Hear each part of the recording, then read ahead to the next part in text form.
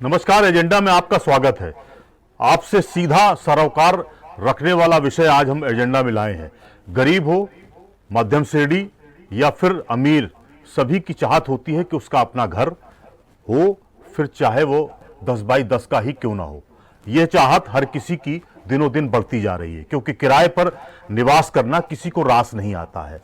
जब कोई जमीन लेने जाता है तो आप अपना बजट देखकर जमीन या फ्लैट खरीदते हैं और फिर उसकी रजिस्ट्री की कार्रवाई शुरू कराते हैं। रजिस्ट्री सर्किल रेट के आधार पर की जाती है। कहां की लैंड फ्लैट पर सर्किल रेट के हिसाब से कितना स्टाम्प शुल्क लगेगा, यह बात अधिवक्ता और एक्सपर्ट बताते हैं। पर यह सर्किल रेट यूपी के 75 जिलों में हो या देश का कोई भी और जिला हो, जहां का प्रशासन हर साल इसमें बढ़ोतरी कर देता है। प्रशासन कहता है कि सर्किल रेट बढ़ाने का नोटिस जारी कर दिया गया है। जनता अपनी आपत्ति दर्ज कराए, आपत्ति का निस्तारण कर नए सर्किल रेट लागू कर दिए जाएंगे। पर कहां नोटिस, कहां आपत्ति और कब निस्तारण कर दिया जाता है, वास्तव में पब्लिक उससे बेखबर रहती है। जनता हर बार मारी जाती है और ठगी जाती है, मगर सरकार या अफसरों को इससे कोई मतलब नहीं है। उनका एटीट्यूड तो यही रहता है कि हमें क्या करना है, राजस्व आना चाहिए, वो भी कैसे भी। क्या यह सब मनमानी जानी नहीं है? क्या जनता के दर्द और उसकी जेब को कोई समझता है? गरीब और अमीर को सर्किल रेट में एक ही तराजू पर तौल दिया जाता है। क्यों? इस पर क्या सरकारों और प्रशासनिक अफसरों से सवाल नहीं पूछा जाना चाहिए? क्या महिलाओं को रजिस्ट्री शुल्क पर 1% ही की छूट देना पर्याप्त है? क्या निबंधन कार्यालय के भ्रष्टाचार पर लगाम लगेगी? कहां गई सरकार की भ्रष्टाचार पर जीरो टॉलरेंस की नीति? इसी पर हम एजेंडा में चर्चा करेंगे और हर पहलू का पोस्टमार्टम भी करेंगे। चर्चा में हमारे साथ सर्किल रेट एक्सपर्ट और वरिष्ठ अधिवक्ता विवेक गुप्ता जी बतौर मेहमान जुड़ेंगे। दूसरे मेहमान जानकार और वरिष्ठ अधिवक्ता यतीन शुक्ला जी होंगे, जबकि तीसरे मेहमान लैंड और रजिस्ट्री एक्सपर्ट अशोक श्रीवास्तव जी होंगे। आप सभी मेहमानों का नमस्कार के साथ स्वागत है। सबसे पहले हम विवेक जी के पास जाएंगे, लेकिन तब तक आप एक छोटी सी हमारी लैंड या सर्किल रेट की प्रक्रिया को जानें। यूपी में प्रॉपर्टी का सर्किल रेट कैसे पता करें? आप उत्तर प्रदेश स्टैंप एवं रजिस्ट्रेशन विभाग की वेबसाइट पर जा सकते हैं। वहां आप अपने जिले और तहसील का चयन करके सर्किल रेट की जानकारी प्राप्त कर सकते हैं। इसी प्रक्रिया से अन्य प्रदेशों में भी सर्किल रेट की जानकारी आप पा सकते हैं। इस प्रक्रिया के तहत सबसे पहले वेबसाइट पर जाएं। उत्तर प्रदेश स्टैंप एवं रजिस्ट्रेशन विभाग की वेबसाइट https://igrup.gov.in/igrup/ पर जाएं। नंबर 2, जनपद और उप निबंधक यानी कि तहसील का चयन करें। वेबसाइट पर आपको अपने जिले और तहसील का चयन करना होगा। नंबर 3, कैप्चा भरें। आवश्यक जानकारी भरने के बाद कैप्चा को फिल करें। नंबर 4, मूल्यांकन सूची देखें। मूल्यांकन सूची देखें बटन पर क्लिक करें। इसके बाद आपको अपने क्षेत्र का सर्किल रेट दिखाई देने लगेगा। आप नो ब्रोकर जैसी अन्य वेबसाइटों या फिर YouTube पर वीडियो ट्यूटोरियल भी देख सकते हैं, जो आपको इस प्रक्रिया को समझने में काफी मदद कर सकता है। विवेक जी, मेरी आवाज आ रही है आपको? विवेक जी, मेरी आवाज आ रही है आपको? अच्छा, चलिए आप जुड़िए। पहले मैं यतीन शुक्ला जी के पास जा रहा था। शुक्ला जी, सर्किल रेट का खेल इतना पेचीदा क्यों है और सरकार क्या राजस्व पर ही फोकस करती है क्या? शुक्ला जी, आपसे सवाल। राजेश जी, देखिए, बड़ा सीधा सा इसका उत्तर है जी कि कोई भी सरकार हो, हाँ उसे अपना रेवेन्यू जनरेट करना है। हाँ रेवेन्यू जनरेट करने के लिए विशेष तौर पे जो प्रदेश की सरकार है, उनके जी पास जीएसटी के साथ साथ जो प्रॉपर्टी ट्रांसफर पर लेवी होने वाली जो चार्जेस हैं, चाहे वो सर्किल रेट के माध्यम से रजिस्ट्रेशन स्टैम्प ड्यूटी का हो बर्डन या रजिस्ट्रेशन का हो, अपने सरकार चलाने वो अपनी जगह एक विषय है जी। लेकिन साथ ही साथ हमें क्या इस राजस्व को इकट्ठा करने के लिए उन मापदंड को तय करने की आवश्यकता नहीं है, या हम उनको इग्नोर करें कि वो किस तरह से एक आम नागरिक को पिंच करता है, कष्ट पहुंचाता है। ये एक बड़ा भारी विषय है जिस पर कभी चर्चा नहीं हुई है और ना होती है। आप देखो कि पिछले 5 वर्षों में जी। Frequently revision of circle rate किया गया है। सर्किल रेट का रिवीजन जो इन्फ्लुएंस करता है वो करता जी। है मार्केट प्राइस के अनुसार। हाँ। आपको मैं बताना चाहूंगा कि बहुत से ऐसे कानपुर में इलाके हैं जहां कोई सर्किल रेट मार्केट प्राइस बढ़ा ही नहीं है, अच्छा। और बिना मार्केट प्राइस बढ़े हुए सर्किल रेट का रिवीजन किस आधार पर किया गया है, इसका कोई ओह। जस्टिफिकेशन नहीं। हम्म। यहां तक की है कि आप देखें कि आज आप देख रहे हैं कि जो कुछ इलाके ऐसे हैं जहां पे कि बिल्कुल पैक्ड इलाका है, जहां कोई ट्रांजेक्शन नहीं होते हैं जी। फ्रीक्वेंटली, मार्केट प्राइस क्या उचित है, जबकि वहां कोई ट्रांजेक्शन नहीं हो रहा है, न वहां के रेट बढ़ रहे हैं। तो इसको मैं समझता हूं कि इसको दो तरह से देखना चाहिए। जी। पहला, इसका जो संवैधानिक दृष्टिकोण है, कॉन्स्टिट्यूशनल व्यू है, उससे हमें देखना चाहिए। सर्किल रेट का प्रभाव दो तरह से पड़ेगा जी। जो भी बढ़ाए जाते हैं। नंबर एक तो आम कंज्यूमर के लिए, और दूसरा रियल एस्टेट बिजनेस के लिए। हाँ। दो तरीके हैं इसके। तो दोनों तरह से संवैधानिक अधिकारों का हनन है इसमें। हाँ। जो लोग इस तरह के कारोबार में लगे हैं, तो आप देखें आर्टिकल 19 हाँ। वन राइट करता है fundamental right to profession and business का। बहुत से ऐसे लोग हैं जो कि लैंड डेवलपमेंट या नगर विकास के कार्यों में लगे हैं, बिल्डिंग बनाते हैं, लैंड परचेज करेंगे, बिल्डिंग बनाएंगे और अल्टीमेटली उसको सेल करेंगे। जी। अगर इस तरह से आर्बिट्रेरी तरीके से एक तरफा प्राइसेस बढ़ेंगे तो निश्चित तौर पे जो कारोबार कर रहे हैं रियल एस्टेट का, वो कहेंगे हम कानपुर में क्यों करें, हम उत्तर प्रदेश में क्यों करें, हम महाराष्ट्र में करें जहां पे सर्किल रेट कम है, जहां पर और हमारी तमाम प्रमोशन की पॉलिसी है सरकार की तरफ से। और धीरे धीरे कानपुर से वो सारा का सारा तबका माइग्रेट होके चला जाएगा दूसरे स्टेट में। बिल्कुल बड़ी बात आपने कही पिछले जी, आपने बड़ी बात कही जी। 10-15 वर्षों में आपने देखा होगा कि कोई हैवी इंडस्ट्री कानपुर या उत्तर प्रदेश में ना आकर के वो चली जाती है गुजरात, वो चली जाती है महाराष्ट्र, वो चली जाती है राजस्थान। उसके पीछे दो ही कारण है, लैंड एक्विजिशन के ट्रांसफर की जटिल प्रक्रिया और उसके बाद स्टैम्प ड्यूटी का हैवी बर्डन उत्तर प्रदेश में। तो आप देखें कि रियल एस्टेट बिजनेस करने वालों का ये फंडामेंटल राइट का हनन है, नंबर वन। नंबर दो, आर्टिकल 21 कॉन्स्टिट्यूशन का कहता है right to live with dignity. Right to live with dignity. Dignity का तात्पर्य यह है कि हर नागरिक को अपने रहने के लिए एक छत की व्यवस्था होनी चाहिए।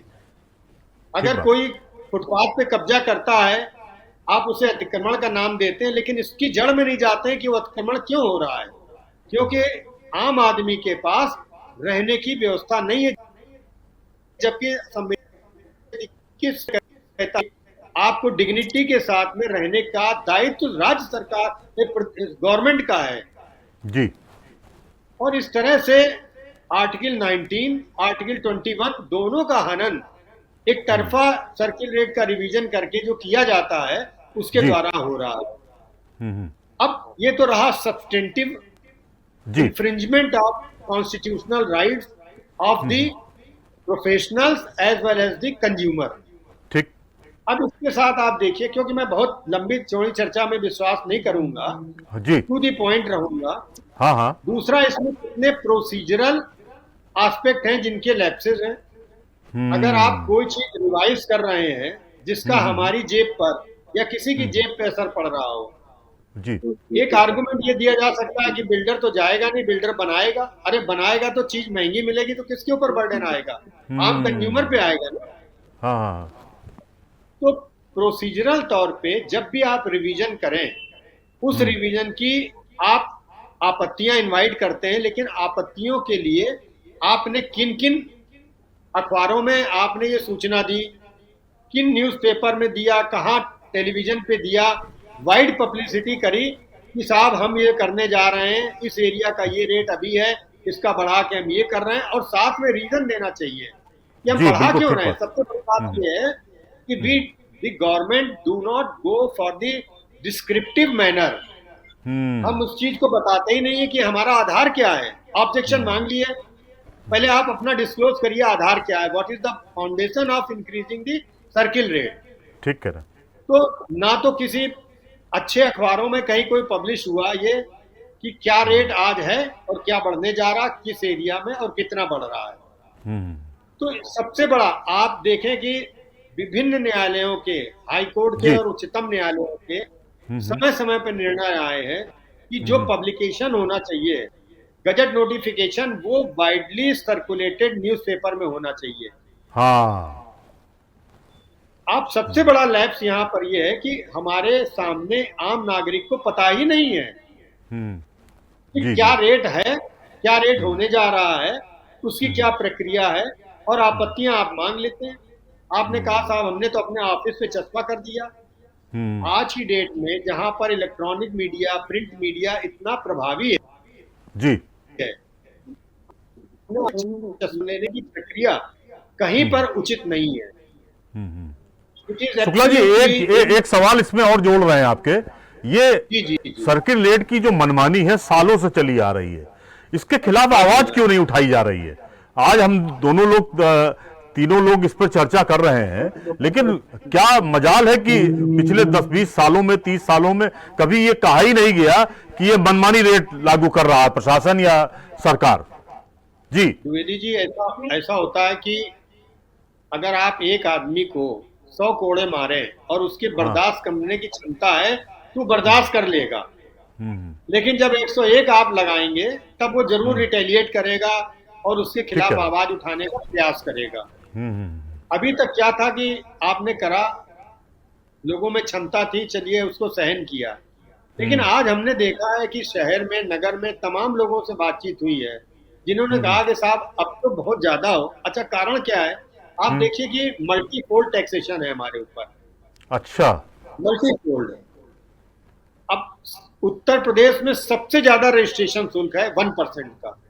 हाँ, 7% का स्टैम्प ड्यूटी बर्डन और 1% का, जबकि आप ये देखिए कि 1% शुल्क लेने के बाद हम अच्छे अखबारों में पब्लिश नहीं कर पा रहे हैं।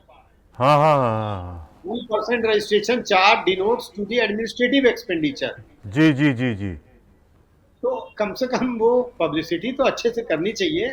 रेट कुछ भी हो, बट एक डिबेट के बाद होना चाहिए। मेरा ये मानना है कि अगर रेट जस्टिफाइड है जरूर बढ़ाए जाने चाहिए। ठीक बात है। मैं लेकिन यतिन जी आपको रोकता हूं, मैं शुक्ला श्रीवास्तव जी से भी थोड़ा सा बात कर लें, फिर आपके पास वापस आ रहे हैं। श्रीवास्तव साहब, मेरी आवाज आ रही है आपको? जी आ रही है श्रीवास्तव साहब। एक तो रजिस्ट्री, अभी शुक्ला जी साहब ने कहा कि रजिस्ट्री इतना खर्चीला हो गया है कि आम आदमी उसको अफोर्ड नहीं कर सकता है। आपको क्या लगता है कि जो रजिस्ट्री ऑफिस में नेक्सस काम करता है वो भी कहीं ना कहीं प्रॉब्लम क्रिएट करता है क्या? आप लोगों को ये problem day by day face करनी पड़ती है क्या? देखिए, जहां तक स्टाम्प शुल्क का मामला है जी, वो मजिस्ट्रेट के द्वारा जो सूची आती है उसके स्टाम्प शुल्क पे, बाकी जो रजिस्ट्री ऑफिस की समस्याएं हैं वो तो सबको पता है, उस पर कोई चर्चा नहीं की जा सकती। अब मुख्य मुद्दा जो है कि सर्किल कैसे बढ़ता है, क्यों बढ़ाया जाता है और उसका औचित्य क्या है जी, उस पर मैं थोड़ा सा जानकारी दे दूं। नहीं, मैं इसमें एक प्रश्न और जोड़ रहा हूं श्रीवास्तव साहब जी। आवासीय, वाणिज्यिक, औद्योगिक और कृषि भूमि के लिए अलग अलग सर्किल रेट क्यों?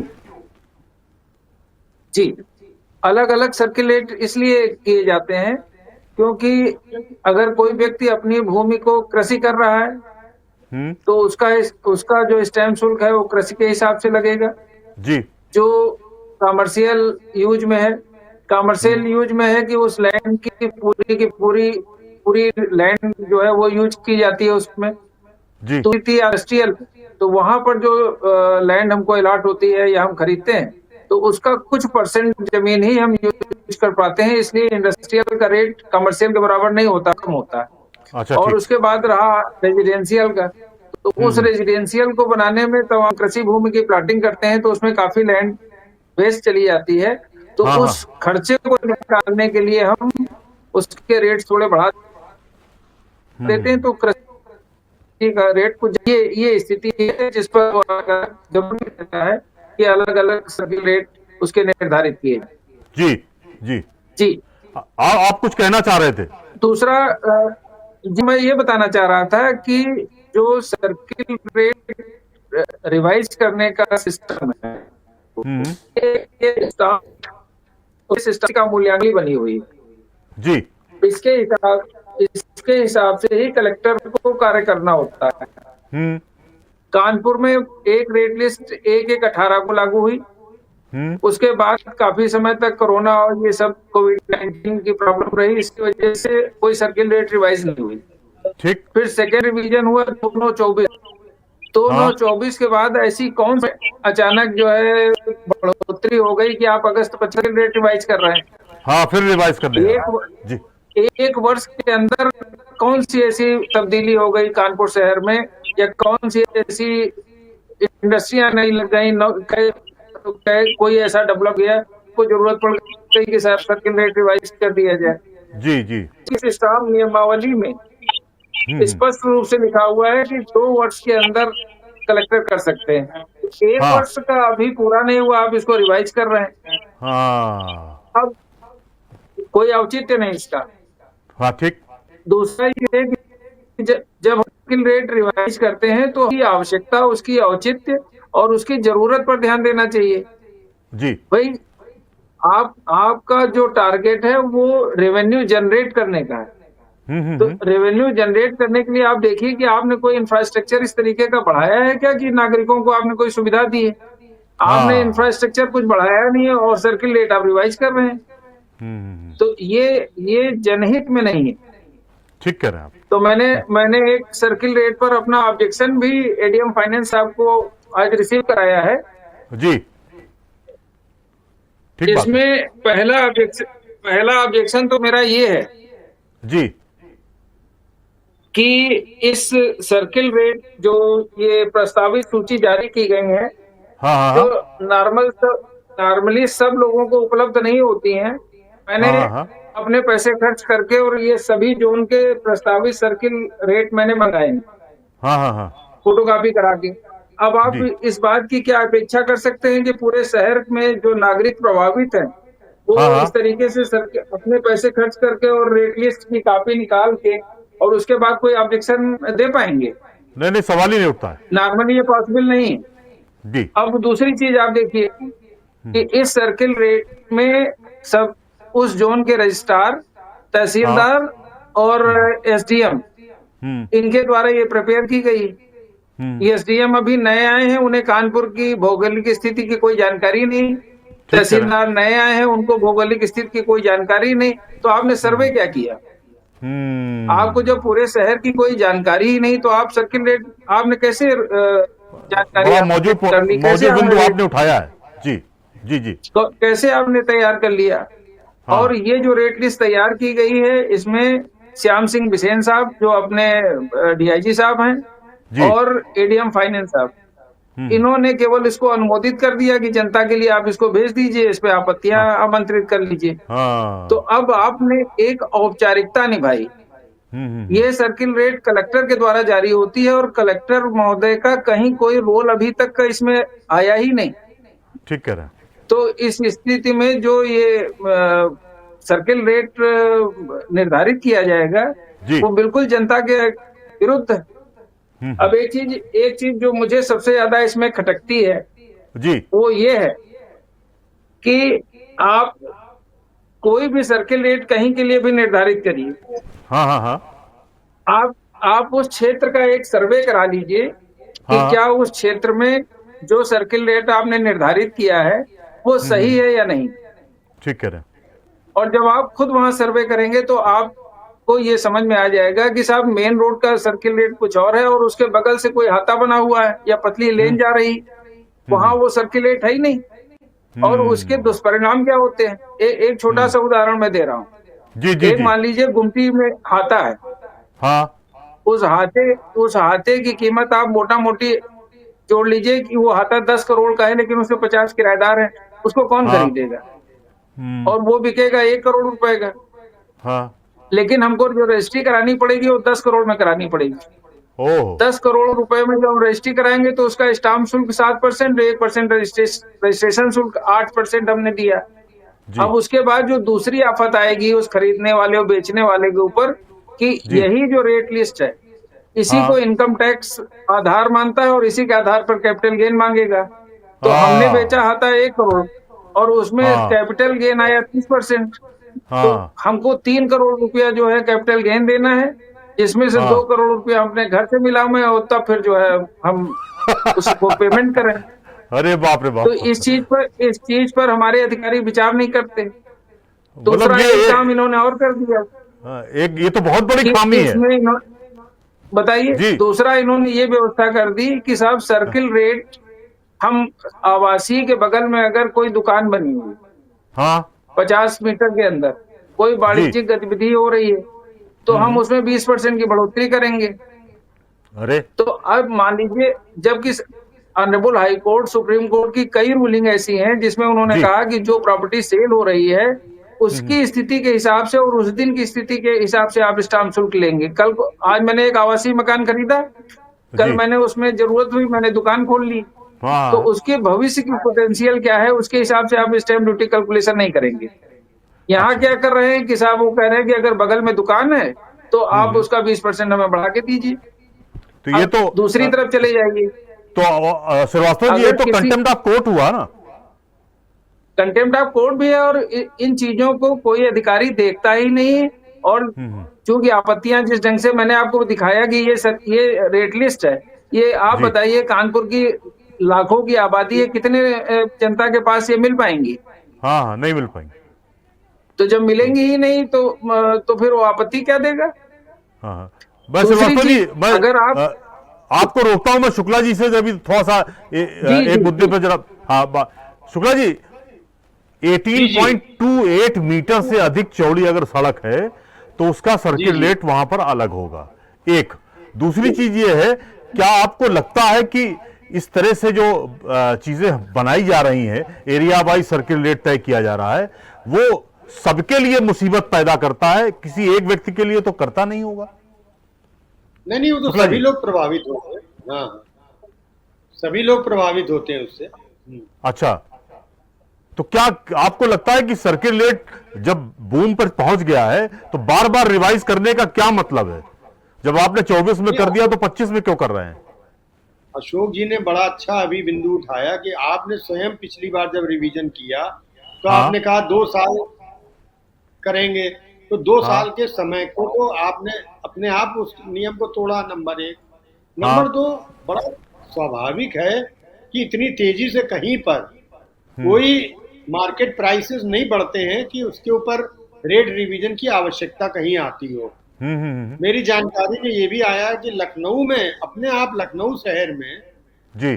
काफी 8-10 साल के बाद रिवीजन के लिए प्रपोज किया गया है हाँ लखनऊ में। जी। अब आप देखिए, अगर इस तरह से डिस्क्रिमिनेशन होगा सिटी टू सिटी, तो डेवलपमेंट आप बताइए कि कैसे होगा कानपुर का? कानपुर का डेवलपमेंट तो रुक जाएगा। हाँ हर आदमी का इन्वेस्टमेंट लखनऊ होने लगेगा। जी जी। उन शहरों में होगा, जैसा मैंने आपको बताया कि तमाम लोग जो कारोबारी लोग हैं प्रभावित होंगे।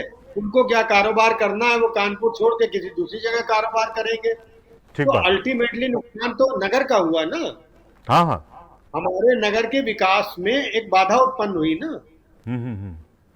तो क्या शुक्ला जी, क्या सरकार इसकी कोई समीक्षा नहीं कर रही है क्या? सब मनमानी जानी चल रहा है? नहीं, मैं मनमानी नहीं कह रहा हूं, लेकिन हाँ जिस तरह से किया गया है, कई बार काम करने में बहुत से बिंदु छूटते हैं।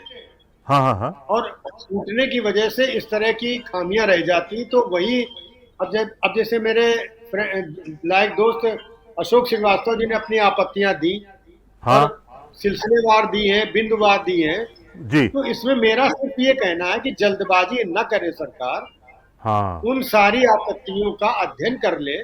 अध्ययन करने के बाद अगर उनको लगता है कि नहीं, वो आपत्तियां अपने आप में सस्टेन करने लायक है, तो उसके हिसाब से निर्णय ले। बजाय इसके कि हम जल्दबाजी में कोई ऐसा निर्णय लें जिससे कि आम नागरिक पर इसका दुष्प्रभाव पड़े। ये होना चाहिए। शुक्ला जी, एक सवाल आपसे और है। जब जी, सर्किल रेट ये तय करते हैं तो कुछ शहर के कुछ ऐसे इलाके हैं जहां 30 से 35%, 40%, कभी कभी मैंने देखा है कि 46% तक बढ़ोतरी हो जाती है, और कुछ ऐसे इलाके हैं जहां 15-20%, 10% का है। तो ये जो बाइफरकेशन जो करते हैं, और उसमें कहीं ना कहीं भेदभाव बिल्कुल क्लियर कट है। मतलब माल लोड की जमीन आपने 4 गुना बढ़ा दी और चकेरी की जमीन आपने 1 ही गुना बढ़ाई। तो ये क्या, ये किस तरह से ये तय कर रहे हैं?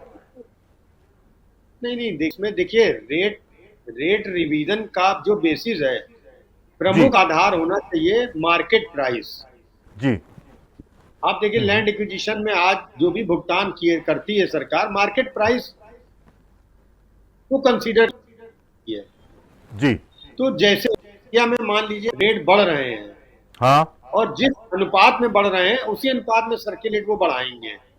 वो तो जस्टिफिकेशन सही है उनका। ठीक। लेकिन ये भी देखना चाहिए साथ में कि बहुत से ऐसे न्यूली डेवलप्ड एरिया हैं जहां पर इंफ्रास्ट्रक्चर बहुत ज्यादा प्रोवाइड किया है गवर्नमेंट ने। हाँ। और अगर प्रोवाइड किया है तो वहां के रेट वो बढ़ाने के लिए बिल्कुल ठीक है, जस्टिफाइड है। लेकिन जहां पर इंफ्रास्ट्रक्चरल कोई डेवलपमेंट नहीं हुआ है जी, और वहां पे अगर रेट आप बढ़ाएंगे तो सर्टेनली वो आम जनता के लिए तकलीफ देह होगा। ठीक बात कह रहे हैं आप। मैं अशोक, विवेक जी, मेरी आवाज आ रही है आपको? मिल रही आवाज, आपकी मिल रही है। विवेक जी, हम आपसे भी जानना चाह रहे थे। शुक्ला सर ने भी कही बात और श्रीवास्तव जी ने भी कही है बात, और बहुत सारी बातें आ गई हैं। एक मुझे ये बात नहीं समझ में आई कि एरिया वाइज जो सर्किल रेट बढ़ाया जा रहा है उसमें कोई, क्या आपको लगता है कि कोई पैमाना बनाया गया है, या बस बैठ के अपना खाका खींच लिया और सब कुछ हो गया? हर चीज के रेट को इंक्रीज करने का एक कोई पैमाना होता है, और कोई भी सिस्टम बनाया जाता है। वो सिस्टम क्या आपको लगता है फॉलो किया जा रहा है? फिर मैं श्रीवास्तव जी के पास जाऊंगा। जी द्विवेदी जी, मैं थोड़ा माफी चाहूंगा आपसे। जी। मैं आपको बताया था मुझे 1:15 पे जाना था एक आवश्यक कार्य से। हाँ, कोई बात नहीं। तो मैं मुझे आप अगर लीव ग्रांट कर दें तो मैं जा सकता हूँ। नहीं शुक्ला जी, आपको पूरी छूट है। अब तो विवेक जी आ गए तो विवेक जी से भी गुफ्तगू होगी, और श्रीवास्तव सर रहेंगे ही इस पूरे मामले में। ठीक है sir. Vivek ji, carry on sir. संपत्ति मूल्यांकन नियमावली में हाँ, 1 वर्ष पुनरीक्षण की व्यवस्था हो गई है। हाँ। जो भी 2 वर्ष व्यवस्था थी उसको 1 वर्ष कर दिया 2015 से। ठीक। इस आधार पर पुनरीक्षण हो रहा है। जो लखनऊ में नहीं हुआ 7-8 साल, और वहाँ 25 से 30% वृद्धि हो गई, उससे आधार नहीं बनना चाहिए। हमारे यहाँ पिछली बार वृद्धि हो चुकी है।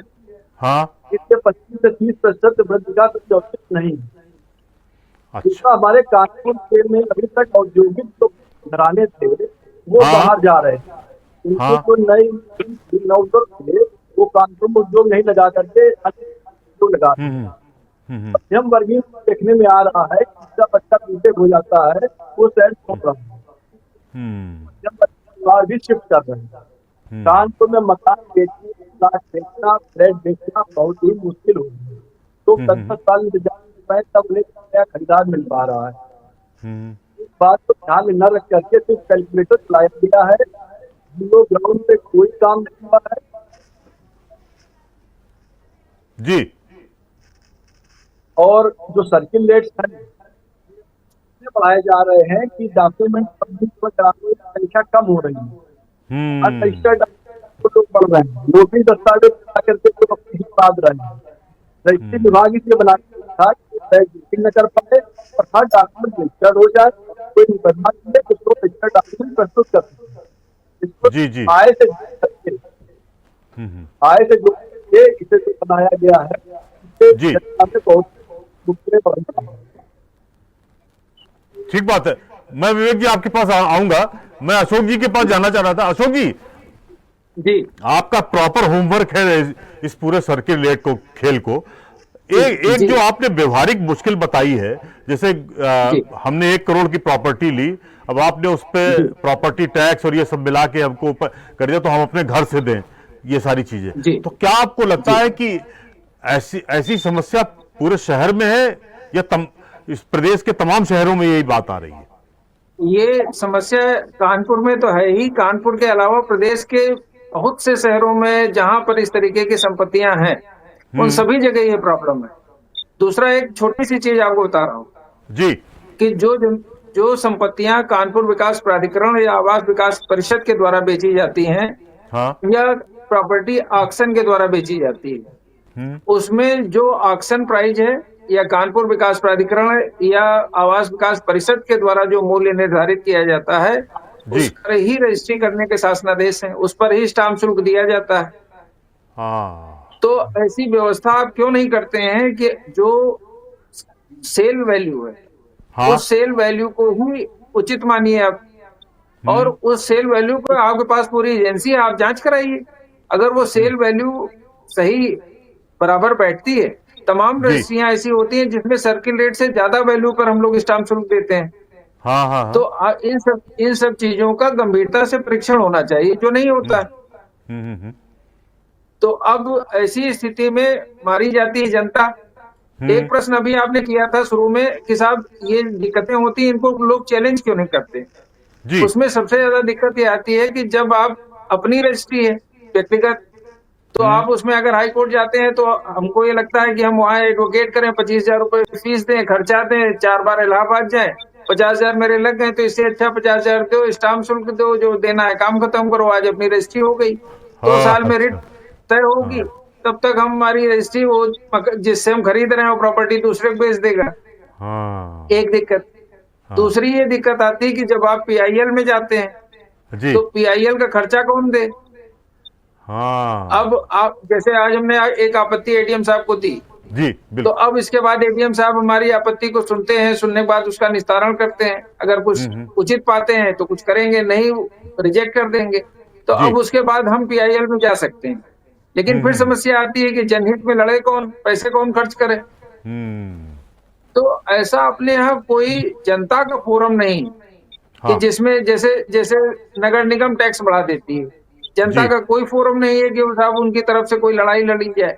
अब इसमें एक चीज राजेश जी आप ध्यान दीजिए कि जो हमारे जनप्रतिनिधि हैं, उनको चाहिए कि ऐसे मुद्दों को उठावें, और DM को भी चाहिए कि ये जितनी रेट लिस्ट बनती हैं प्रस्तावित, उनको जनप्रतिनिधियों को आप कम से कम एक सेट भेज दीजिए और उनसे कहिए कि साहब आप अपने ऑफिस में इसको रख लीजिए पब्लिक के लिए, वहां पर पब्लिक देखे और जो उस पर आपत्ति हो आप बताइए, सुझाव दीजिए। तो ऐसी कोई प्रक्रिया नहीं अपनाई जाती। ये इसलिए नहीं अपनाई जाती कि इसमें जब आपत्तियां आने लगेंगी तो इनको मुश्किल खड़ी होगी रेट लिस्ट बनाने में। तो इसलिए वो चाहते हैं कि कोई आपत्ति ना आए, या आए तो ऐसी आपत्ति आए कि आदमी कुछ पता ही ना हो, आपत्ति हम निरस्त कर दें और उसके बाद जो हम चाहते हैं वो मनमानी हम करें। तो ये इसके पीछे उद्देश्य रहता है। ठीक बात है। मैं जरा विवेक जी से भी जानना चाहता। विवेक जी, जो श्रीवास्तव साहब बता रहे हैं और जो शुक्ला जी बता गए हैं, उसमें आपको क्या लगता है कि ये तो डे बाय डे की प्रॉब्लम्स हैं सर्किल रेट को लेकर, और अभी आप जैसे श्रीवास्तव सर ने कहा कि आपके 2 साल का मानक है, आप पिछले साल बढ़ा चुके हैं, फिर बढ़ाने जा रहे हैं, तो आप विरोध अगर नहीं करेंगे तो अगले साल फिर बढ़ा देंगे। तो आप मतलब क्या पैमाना, आपने कोरोना काल का जो पूरा नुकसान हुआ उसकी भरपाई करने जा रहे हैं क्या? आरोप तो ये भी लग रहे हैं। मैं ये बता रहा हूँ कि ये एक पक्ष होना है संपत्ति मूल्यांकन नियमावली में 2015 जी के आधार पर कर रहा, वो गलत नहीं है, लेकिन जो रेट है वो गलत है। जब हर साल है तो 5%, 6%, 7% वृद्धि करके चलेंगे तो सही रहेगा। 25% आपने अपना उड़ाया, अगली नियम होंगे उसके ऊपर की बात करेंगे। वार्षिक समीक्षा होना। विवेक जी, एक बात इसमें और ऐड करना, मतलब श्रीवास्तव जी से भी राय चाहेंगे। जब विधानसभा और लोकसभा के चुनाव 5 साल में होते हैं और एक सिस्टम बना हुआ है, तो क्या सर्किल रेट बढ़ाने का सिस्टम नहीं बनना चाहिए कि भाई 5 साल में बढ़ाए जाएंगे? ये हर साल या 2 साल का कोई मानक नहीं फॉलो किया जाएगा, तो किस तरह की कोई प्रावधान नहीं किया जा सकता है क्या? 1997 में जो नियमावली आई उसमें लिखा हुआ है कि 2 वर्ष में पुनरीक्षित की जाएगी, फिर 2015 में संशोधन करके उसको 1 वर्ष कर दिया। ये तो विधान जी, ये जो नियमावली बनी है, कानून बना है, और 18% जो ब्याज ले रहे हैं सभी काम पर, ये सब सही से पास हुआ। अब प्रश्न ये जिनको काम करना है उन्हें अच्छे ढंग से काम करना। जी जी जी जी जी, वो चीज नहीं हो पा रही। ठीक बात है। श्रीवास्तव सर, एक बात, आप 7% स्टाम्प शुल्क लगता है और महिलाओं को 1% की छूट है। अगर महिला अगर संयुक्त रजिस्ट्री कराती है तो उसमें 1% छूट हो जाता है, लेकिन अगर महिला पुरुष की आती है तो उसमें एग्जम्पशन आधे % का शायद मिलता है। हाँ। नहीं, जब महिला खरीदार हो, मतलब हाँ, फर्स्ट नॉमिनी वही हो। 1%। हाँ, तो इस तरह की व्यवस्था जो आपने बनाई है, तो आपको क्या लगता है 1% की छूट जस्टिफाई है? नहीं, ये तो देखिए एक सरकार की अपनी नीति है। हाँ, मेरा जो कहना है और आज का जो मुद्दा है, हाँ, आप सर्किल रेट हर साल बढ़ाएं, बहुत अच्छा। आपको लगता है सर्किल रेट बढ़ना चाहिए, आप बढ़ाइए, लेकिन हाँ, आप ये देखिए कि सर्किल रेट आप बढ़ाएंगे कैसे? आपने क्या नया इंफ्रास्ट्रक्चर 1 साल में डेवलप किया? आप जो 1% रजिस्ट्रेशन चार्ज ले रहे हैं, वो आप शहर के डेवलपमेंट के लिए और रजिस्ट्री ऑफिस के डेवलपमेंट के लिए ले रहे हैं। तो आपने रजिस्ट्री ऑफिस का कौन सा डेवलपमेंट कर दिया? आप कभी देखिए रजिस्ट्री ऑफिस में कि बुजुर्ग लोग आते हैं, लोग उनको कुर्सी में लाद के ऊपर लेके जाते हैं। हाँ, ठीक है। आप 3 लाख 4 लाख रुपए की एक लिफ्ट नहीं लगा रहे हैं। हाँ, आपके पास प्रॉपर रिकॉर्ड रखने की जगह नहीं है। आप ये पैसा कहाँ ले जा रहे हैं? भाई आपका उद्देश्य लाभ कमाना नहीं है, आपका उद्देश्य है जनता को सुविधा देना। तो आप जनता को कोई सुविधा दे ही नहीं रहे। और आप पैसा कलेक्ट करने के लिए तो दूसरे साधन है ना। हम लोग दूसरे मामले में भी तो टैक्सेस देते हैं। जी जी, मतलब आप ये समझिए कि कोई भी चीज हम खरीदते हैं उस पर टैक्स पे करते हैं, खाना खाने जाते हैं उस पर भी टैक्स पे करते हैं। तो आपको तो हर जगह से टैक्स मिल रहा है। तो फिर जब हम टैक्स आपको दे रहे हैं तो आप कम से कम ये मनमानी तो मत करिए। ठीक कह रहे हैं आप, ठीक कह रहे हैं। श्रीवास्तव सर, एक सवाल और है कि 5 परिवार विद इन फैमिली इन्होंने प्रॉपर्टी हस्तांतरण में 5,000 का स्टाम्प शुल्क लगा रखा है, लेकिन उसमें एक मुश्किल आ रही है कि कोई व्यक्ति अगर हस्तांतरण करना चाहता है, पिता अगर बेटे को करना चाहता है और ऐसी जगह रह रहा है जो पॉश लोकल एरिया है, और वहां पता चला साहब वो कि 50 करोड़ रुपए की वो संपत्ति वैल्यूएट हुई और 1% आप उससे स्टाम्प शुल्क भी ले रहे हैं, ये आपको लगता नहीं कि जस्टिफाई है? आप 5,000 तो उधर छूट दे रहे हैं, लेकिन 1% में तो उसका कबाड़ा हो जाएगा। नहीं, दूसरी तरफ आप देखिए ना कि अगर हम गिफ्ट डीड वैसे करते हैं तो 7% स्टाम्प, 1% रजिस्ट्रेशन चार्ज हमको देना है। तो उन्होंने जो रजिस्ट्रेशन चार्ज है उसमें छूट न दे करके जो 7% स्टैंप ड्यूटी लग रही थी उस पर उन्होंने उसको कम कर दिया, वो 5,000 रुपया उसमें कर दिया केवल। तो एक हिसाब से तो गवर्नमेंट की पॉलिसी है, गवर्नमेंट किसी भी तरीके से कितनी छूट देना चाहे वो तो दे सकती है। लेकिन मुझे लगता है कि एक तरफ आप छूट दे रहे हैं और दूसरी तरफ आपके कलेक्टर जो है मनमानी तरीके से सर्किल रेट बढ़ाते चले जा रहे हैं। तो आप इसको जो है स्टाम्प शुल्क को आप धन वसूली का जरिया न बनाइए।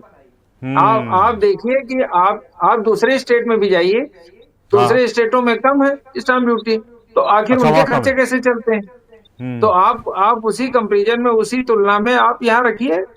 फिर आप देखिए 18 को आपने बढ़ाया था और फिर 24 तक आपने कुछ नहीं बढ़ाया, तो 6 साल कैसे आप काम करते रहे?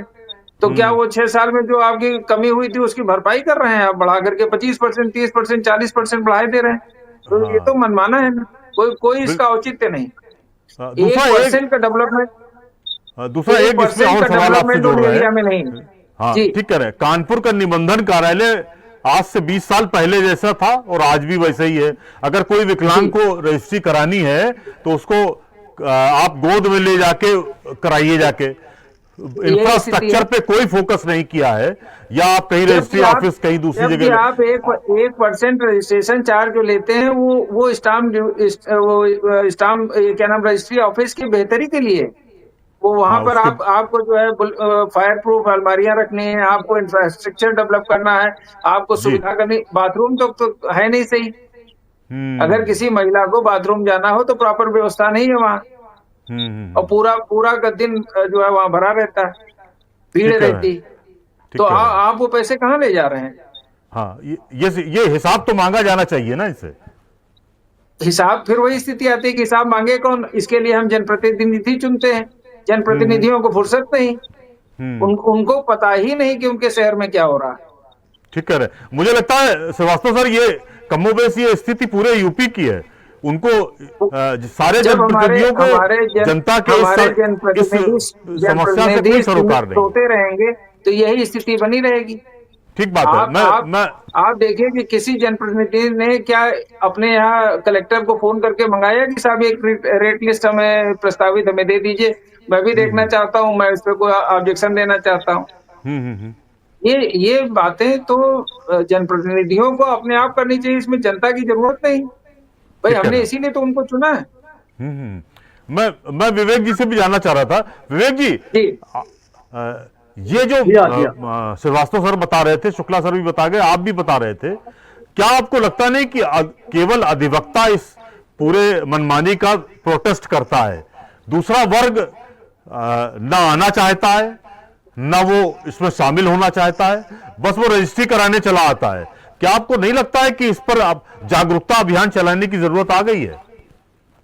शासन के अधिकारियों के निर्देश सर्किल रेट की सूची जनप्रतिनिधियों को और नायक को, कानपुर बार एसोसिएशन को, आल उत्तर प्रदेश जो भी अधिवक्ता संगठन है उनको उपलब्ध कराई है जी। और मैंने ध्यान आकर्षित किया जारी मामले का दे करके, उसके पश्चात भी फोन करके अभी तक कॉपी नहीं भेजी गई। शासन देशों का और अधिकारियों के ऊपर निर्देश है, उनका उल्लंघन हो रहा है, इसलिए हम लोग कोशिश करें।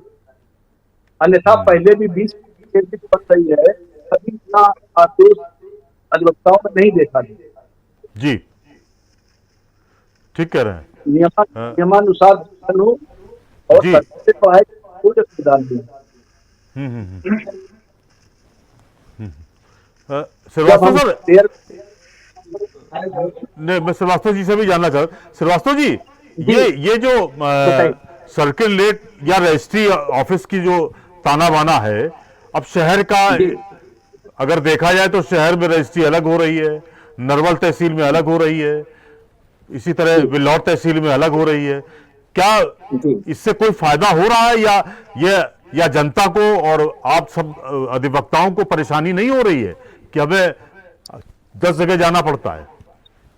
राजेश जी, इसमें 2 एंगल से इसको देखिए जी। पहला एंगल तो ये है कि जनता के हिसाब से देखिए तो उनके लिए सुविधा है। हाँ, नरवल के आदमी को कानपुर आना पड़ेगा, इससे अच्छा वो उसकी रजिस्ट्री नरवल में हो गई, बिल्हौर वाले की बिल्हौर में हो गई। आपको बहुत पहले याद होगा कि एडीए की जो रजिस्ट्रियां होती थी वहां कैंप लगा करता था और एक रजिस्ट्रार वहां जाकर के रजिस्ट्रियां कर देता था। हाँ, तो वैसी ही एक सुविधा कमोबेश आप मान लीजिए कि ये रजिस्ट्री ऑफिस को टुकड़ों में करके जनता को सुविधा दे रहे हैं। लेकिन अधिवक्ता के हिसाब से देखिए तो अधिवक्ता को लगता है कि साहब मैं नरवल जाऊं, मैं घाटमपुर जाऊं, तो वहां धीरे धीरे अधिवक्ता जो रजिस्ट्री का काम करते हैं वो लोग वहां नरवल में बैठने लगे, तहसील घाटमपुर में बैठने लगे, बिल्हौर में बैठने लगे। तो उसका कोई फर्क एडवोकेट पर नहीं पड़ता है। तो जहाँ का जिस एरिया का काम कर रहा है वो अपना कर रहा है, कोई समस्या नहीं। लेकिन बड़े वकील हैं। लेकिन श्रीवास्तव जी, जिस तरह से केडीए या आवास विकास कभी कभी रजिस्ट्री कैंप लगाता है, क्या आपको नहीं लगता है कि वक्त की जरूरत है कि रजिस्ट्री ऑफिस को भी यही व्यवस्था अपनानी चाहिए? ये सुविधा है तो कि अगर हमको अपने घर पे रजिस्ट्री करानी है, मान लीजिए कोई बुजुर्ग आदमी है, बीमार आदमी है, तो उसके लिए 5,000 रुपए जमा होते हैं, फीस रजिस्ट्री फीस होती है, और घर जाकर के रजिस्ट्रेशन क्लर्क या रजिस्ट्रार रजिस्ट्री करते हैं। तो ये सुविधा तो बहुत पहले से चली आ रही। हाँ, लेकिन पैसे क्यों? लेकिन अगर शुल्क दे रहे हैं, सब कुछ दे रहे हैं। जी, धीरे धीरे इनको व्यवस्था ये करनी चाहिए कि ऑनलाइन में जो रजिस्ट्री सुविधा होनी चाहिए, वो जी। उसके लिए विसंगति ये आ रही है कि जो तमाम पर्सनल अपीयरेंस ये सारी चीजें हैं वो नहीं हो पाती, इसलिए अभी इनके पास वो इंफ्रास्ट्रक्चर नहीं है। अभी तो सर्वर ही इनके यहाँ आए दिन डाउन रहता है, तो रजिस्ट्री में प्रॉब्लम आती है, जी घंटों जी। खड़े रहते हैं हम्म। पार्टियां। श्रीवास्तव तो सर जैसे और जैसे विवेक सर, इंफ्रास्ट्रक्चर मैं दोनों लोगों जी से सर। जानना चाह रहा था, मनमानी जो ये सर्किल रेट का जो मनमानापन है, आपको क्या लगता है इससे अफसर अवेयर है कि उसको एहसास होता है कि हम जनता के साथ गलत कर रहे हैं? उन्हें पूरी तरीके से मालूम रहता है कि मैं ये पूरा अन्याय कर रहा हूं, लेकिन उनको इस शहर में केवल साल 2 साल रहना है। उनको टारगेट दिए जाते हैं कि साहब इतने टारगेट आपको इस साल के, इतने करोड़ के टारगेट हैं इस टाइम के, आपको पूरे करने हैं। तो इसलिए उनकी मजबूरी है कि वो मनमाने तरीके से अगर सर्किल रेट नहीं बढ़ाएंगे तो वो टारगेट अचीव नहीं कर सकते। ठीक कह रहे और हैं। जो कोरोना काल में कोविड-19 में टारगेट अधूरे रह गए हैं, उनको पूरा करने के लिए ही ये रेट लिस्ट में ये मनमाने तौर से ये बढ़ोतरी की जा रही है। वाह वाह, आपने सही बात कह दी है। बिल्कुल, मुझे लगता है कोरोना की जी। ही भरपाई हो रही है ये, और ये भरपाई अभी लगता है 2-3 साल और करेंगे ये। एक जानकारी विवेक जी से भी जानना चाह रहे थे। विवेक जी, जो निबंधन कार्यालय है वहां पर आम लोगों में ये एक आम राय है कि भ्रष्टाचार बहुत है वहां पर, एक परसेप्शन है। अधिवक्ताओं को उससे कोई लेना देना नहीं है, लेकिन वहां का जो स्टाफ है वो प्रो पब्लिक नहीं है। क्या आपको लगता है कि किस तरह की मुश्किलें पब्लिक को भी झेलनी पड़ती हैं? पब्लिक को जी। सिर्फ स्थान का अभाव है, अच्छा। इससे ज्यादा शौचालय का अभाव है। हम्म। अन्य जो है काम सुविधाजनक ढंग से एक जी। रजिस्ट्री ऑफिस ऐसा है जिस पर आज सेम डे पेपर मिलने की व्यवस्था है। इससे जो भी के कार्यालय है में जो स्थानीय के लिए है लगवा रहा है, नगर निगम से लगवा रहा है, ऐसी व्यवस्था नहीं। कार्यशैली में कोई दिक्कत नहीं है, वो हमको थोड़ा सा अधिक है। जी श्रीवास्तव सर, एक नहीं, आप पूरी अपनी बात पूरी करिए गुप्ता जी। शेष और कोई सुविधा नहीं थी, सर्टिफिकेट सही हो जाए, शासन की मंशा को समझे। स्थानीय अधिकारी जो है शासन छूट दे रहा है महिलाओं को, और विभाजन पे लाने वाले हैं दांत, तो सर्किल रेट जो है वो सही होनी। मैं श्रीवास्तव जी से भी जानना चाह रहा था। श्रीवास्तव सर, आपको क्या लगता है कि आपके जो अधिवक्ता लोग हैं उनको भी इस तरह का मलाल है कि ये जो सर्किल रेट बढ़ रहा है हर बार, उनको भी तब प्रॉपर होमवर्क करना पड़ता है, हर बार उनको मुश्किल झेलनी पड़ती है कि रेट लिस्ट मंगाओ, कहाँ क्या है। इसमें कभी कभी गफलत ये हो जाती है कि स्टाम्प शुल्क कम लगा, बाद में निबंधन कार्यालय ने कहा कि आपको नोटिस दिया जा रहा है, आपने स्टाम्प शुल्क कम लगाया था, तो उसमें पेनाल्टी वगैरह भी लगा देते हैं। ये एक तो मुश्किल भी तो होती है। राजेश जी, एक जो सामान्य परेशानी अक्सर आती है जी। कि हम लोग जो रजिस्ट्री कराते हैं तो एक डीएम ने सर्किल रेट तय कर रखा है, आपको उस सर्किल रेट पर स्टाम्प ड्यूटी देनी है। कंस्ट्रक्शन के रेट फिक्स कर रखे हुए हैं कि साहब ये अगर आरसीसी है, आरबीसी है, 18 सेट है तो उसके हिसाब से आपको देना।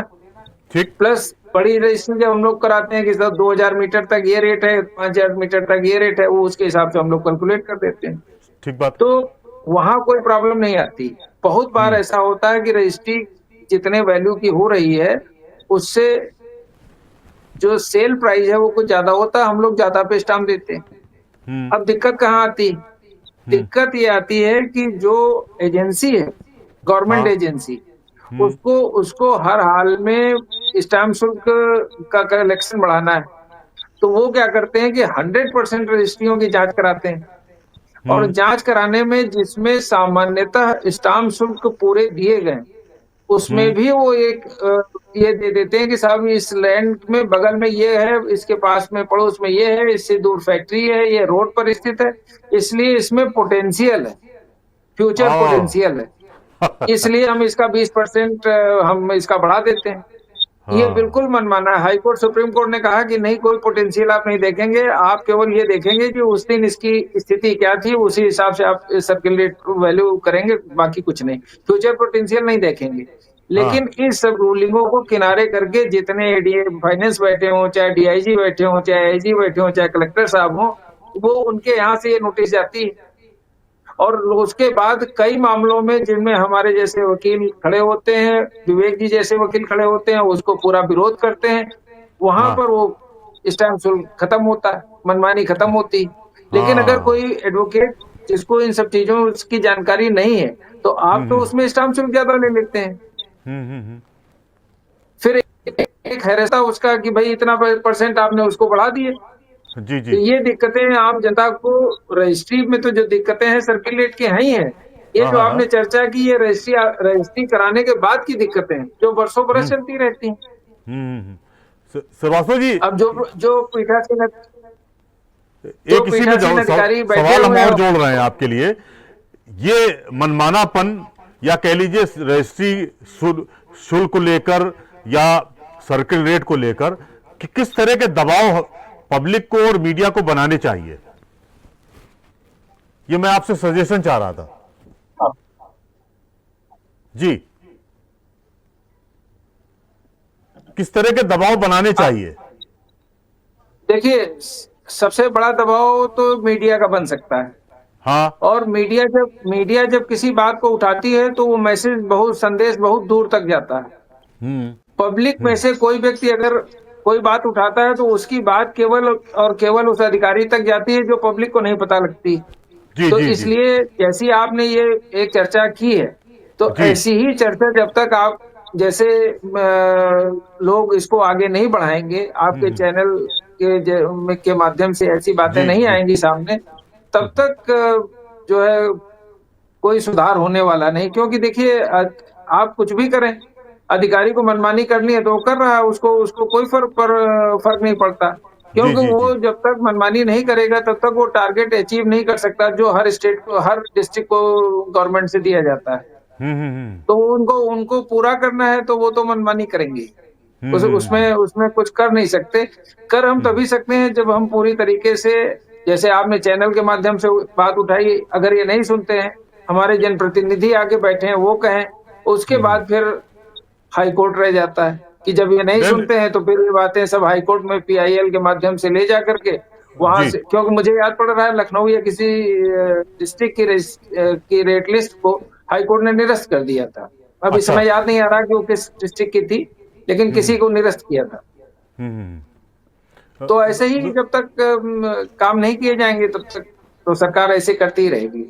नहीं, अब श्रीवास्तव जी, अब विधायकों से भी बुला के पूछेंगे कि आप भी क्या चाह रहे हैं, आप प्रो पब्लिक हैं या नहीं है, और पब्लिक की इस पीड़ा को समझते हैं कि नहीं। मुझे नहीं लगता वो सारे विधायक या एमपीज इस पूरी समस्या से, पब्लिक की समस्या से कोई खबर उनको रहती है। वो सब बेखबर लोग हैं। मुझे नहीं लगता है कि वो पीपल सेंट्रिक है। वोट चाहिए सबको, लेकिन मुझे नहीं लगता है कि इस दर्द को और इस पीड़ा को वो समझ पा रहे होंगे। अगर समझते होते तो अब तक निबंधन कार्यालय से कम नई रेट लिस्ट तो मांगी लेते कि भाई मुझे आप नोटिस दीजिए, नया रेट क्या है, हम ऑब्जेक्शन अपना लगाते हैं। इस तरह की कोई, मुझे लगता है अभी आज तक मैंने तो नहीं सोचा कि 30 सालों में जनप्रतिनिधियों ने कोई सर्किल रेट पर कोई ऑब्जेक्शन लगाया हो। मुझे तो ऐसा ही लगता है। राजेश जी, मैं आपको एक छोटी सी बात बता रहा हूँ। कानपुर विकास प्राधिकरण जब आपके शहर का मास्टर प्लान बदल रहा था जी, तो गिने चुने लोगों ने केवल अपने ऑब्जेक्शंस दिए थे। हमारे जनप्रतिनिधि लोग जो है वो ध्यान ही नहीं देते इस पर। ठीक है भाई, हमने आपको तो इसीलिए चुना हुआ है कि भाई आप जो है हमारी बात को रखिए। हाँ हाँ, आप जब हैं हमारे लिए तो हमको आने की जरूरत थोड़ी है। हाँ हाँ, मैं तो जनहित के काम करता रहता हूँ। इसलिए मैं जहाँ कहीं इस तरीके की चीजें, विसंगतियां देखता हूँ तो उस पर कुछ ना कुछ आगे बढ़ा देता हूँ। ठीक बात है। मैं अब आपके पास फाइनल कमेंट के लिए आ रहा हूँ। विवेक जी, आपने तो ये मुद्दा आज सबके सामने ला दिया है। आपको क्या लगता है कि ये जो रजिस्ट्री शुल्क जब बढ़ाने, मतलब यानी कि सर्किल रेट जो बढ़ाने जा रहे हैं, उस पर अगर ये बढ़ा देंगे तो क्या बढ़ाने के बाद कोई ऑब्जेक्शन कोई नहीं लगा सकता है क्या? बढ़ाने के बाद लगाने का कोई वो नहीं है। अच्छा न्यायालय में ही चैलेंज है। अच्छा, न्यायालय में ही जा सकते हैं। जी जी, चलिए अभी जी जी, पूरी बात करिए आप, पूरी बात में अभी जी।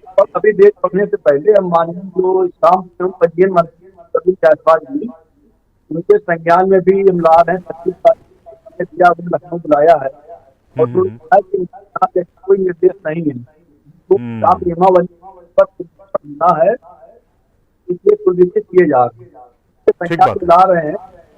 चुनाव के समय सुरेश खन्ना साहब को, लेकिन सुनवाई नहीं हुई। जो है के पास मैं जा रहा हूँ व्यक्तिगत रूप से। माननीय चतुर्वेदी जी पूर्व विधायक ने अपनी आपत्ति लगा दी है जी, और सलीम बिश्नोई जी भी अपनी आपत्ति लगा रहे हैं। कई संगठनों से आपत्तियां आ रही हैं और 22 तारीख को 12 बजे सारी आपत्तियों के निस्तारण के लिए बैठक आहूत पूर्ण जा रहे हैं। ठीक बात है। मैं जब श्रीवास्तव जी से भी फाइनल कमेंट चाह रहा था। श्रीवास्तव जी, इस पूरी रजिस्ट्री यानी कि सर्किल रेट को लेकर जो भी चीजें आपकी ग्रीवेंसेस हैं, पब्लिक की ग्रीवेंसेस हैं, आपको क्या लगता है कि 21 तारीख इन्होंने आपत्ति की तारीख अब मुकर्रर की है और ये मुझे लगता है अगले महीने शायद सितंबर में ये सर्किल रेट बढ़ा देंगे। उससे पहले पब्लिक को भी और क्या कोशिश करनी चाहिए? 2 लाइन का आपसे सुझाव चाह रहे हैं। देखिए, सबसे पहले तो पब्लिक से इन्होंने आपत्तियां मांग ली, तो जो जागरूक लोग हैं उन्होंने अपनी आपत्तियां दे दी जी। दूसरी चीज है कि जिसमें जिन लोगों ने व्यक्तिगत सुनवाई के लिए आवेदन किया है तो उनको सुना भी जाएगा। ज्यादातर लोग अपनी आपत्ति भेज देते हैं, व्यक्तिगत सुनवाई का आवेदन नहीं करते हैं, तो इसलिए उनको सुना नहीं जाता और उसके बाद उसका डिस्पोजल कर दिया जाता है। तो उस डिस्पोजल में फिर आपकी आपत्ति जो भेजी गई है उस पर क्या विचार करते हैं ये भगवान मालिक। अब उसके बाद उन्होंने अपनी रेट लिस्ट फाइनल कर दी। फाइनल रेट लिस्ट के बाद फिर किसी एक को कोई पावर डिस्ट्रिक्ट में नहीं रह जाते हैं। फिर अगर आपको कोई ग्रीवांस है तो आप हाई कोर्ट में रिट कर सकते हैं, लेकिन रिट वही व्यक्ति कर सकता है जो एग्रीव्ड हो। तो कहेंगे कि साहब आपने कोई ऑब्जेक्शन फाइल किया, तो अगर आपने कोई ऑब्जेक्शन नहीं फाइल किया तो आप एग्रीव्ड पर्सन में नहीं आते हैं और आपका PIL एंटरटेन नहीं की जाएगी। तो अब ये है कि जैसे हम लोगों ने लगाया है तो कोई चीज आगे तक होगी, हम लोग इसको PIL में भी ले जाएंगे, लेकिन प्रयास करेंगे कि कलेक्टर साहब समझें और इसको दुरुस्त करें। ठीक बात है। श्रीवास्तव जी, बहुत अच्छी चर्चा हुई और मुझे लगता है सर्किल रेट पर और स्टाम्प शुल्क पर एक सामयिक विषय है ये, और मुझे लगता है हर व्यक्ति ये जानना चाहता है कि भाई सर्किल रेट अब आखिर भला क्या चीज है। तो आपने भी बहुत तमाम सारी खामियों पर उंगली उठाई है, विवेक जी ने भी उठाई है और यतीन जी ने भी बहुत मुद्दे रखे हैं। आप सभी तीनों मेहमानों का बहुत बहुत धन्यवाद। फिर हम नए विषय पे आपको जोड़ेंगे। राजेश जी, एक बात और कहना चाहूंगा जी, कि अगर आप उचित समझें तो किसी जन प्रतिनिधि को बुला लीजिए चैनल पर और किसी ADM फाइनेंस साहब को या कलेक्टर साहब को बुला लीजिए, तो ये काफी चीजें अपने आप दुरुस्त हो जाएंगी। बिल्कुल बिल्कुल आपका सुझाव इसको हम फॉलो करेंगे। आप सभी तीनों मेहमानों का धन्यवाद। जमीन या फ्लैट की रजिस्ट्री पर आपने मेहमानों की राय जानी, पर सच यही है कि सर्किल रेट की मनमानी पर लगाम लगनी चाहिए। लोकसभा विधानसभा चुनाव की तरह 5 साल में सर्किल रेट बढ़ाने का प्रावधान लाया जाना चाहिए। निबंधन कार्यालय का करप्शन रोका जाना चाहिए। इस पर आवाज उठाने का समय आ गया है, क्योंकि सरकार और प्रशासन जनता से है, ना कि जनता सरकार और प्रशासन से है। कल फिर नए विषय के साथ एजेंडा में मुलाकात होगी। धन्यवाद, नमस्कार।